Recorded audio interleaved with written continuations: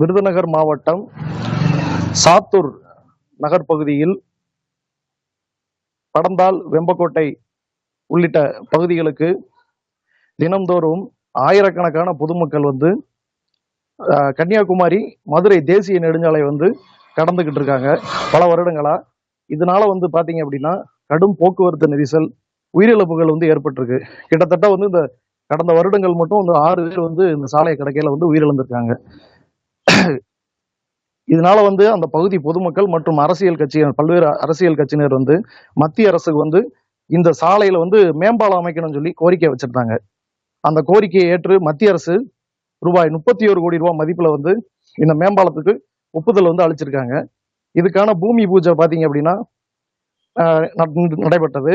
இதுல இதுல வந்து கலந்துகிட்டது வந்து நம்ம பாராளுமன்ற உறுப்பினர் எம்பி மாணிக்கம் தாகூர், சாத்தூர் சட்டமன்ற உறுப்பினர் ரகுராமன் மற்றும் நகர்மன்ற தலைவர் குருசாமி, திமுக ஒன்றிய செயலாளர்கள் நிர்மலா கடற்கரைராஜ், குருசாமி மற்றும் மதிமுக நகர செயலாளர் கணேசமூர்த்தி, நகர காங்கிரஸ் நகர் தலைவர் ஐயப்பன் உள்ளிட்ட கட்சி நிர்வாகிகள் பலர் கலந்து கொண்டனர்.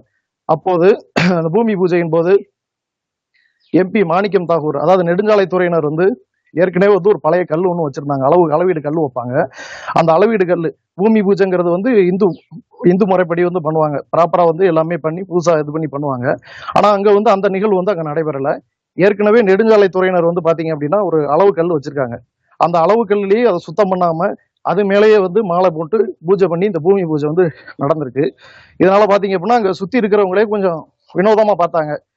சொல்ல இத எப்படி அங்க பேசிக்கிட்ட ஒரு சில நபர்கள் என்ன சொன்னாங்க அப்படின்னா, நம்ம மதுரை விஞ்ஞானின்னு செல்லூர் விஞ்ஞானின்னு சொல்லி அழைப்பாங்கல்ல, அவருக்கு ஈக்குவலா இவர் இருக்காரு அப்படின்னு சொல்லி பக்கத்துல இருந்தவங்க எல்லாம் பேசிக்கிட்டாங்க.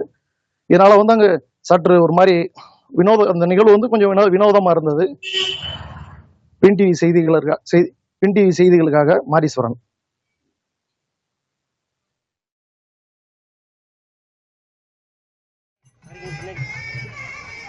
பின்னாடி